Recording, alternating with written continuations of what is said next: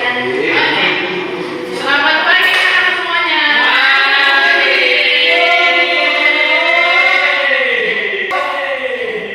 Oke, hari ini kita akan belajar tentang ingin melakukan absensi terlebih dahulu.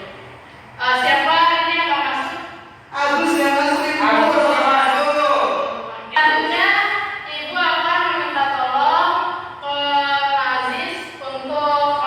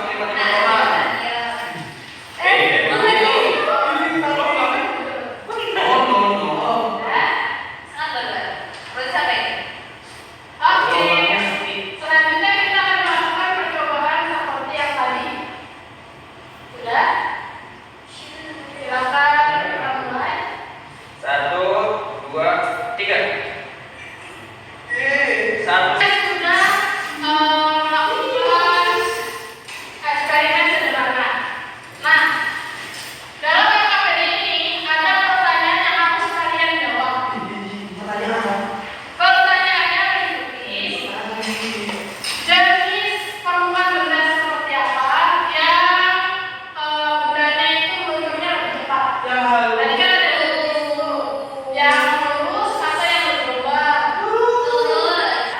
Apa sih hubungan antara gaya gesek dengan jenis permukaan benda yang tadi? Tolong salah satu dari kalian untuk mempresentasikan hasilnya. Siapa yang mau? Contoh gaya gesek dalam kehidupan sehari-hari.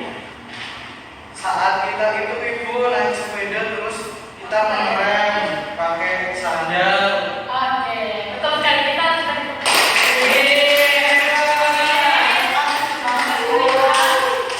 Oke, betul sekali ya. Semakin bergelombang permukaan bendanya, maka semakin besar gaya geseknya.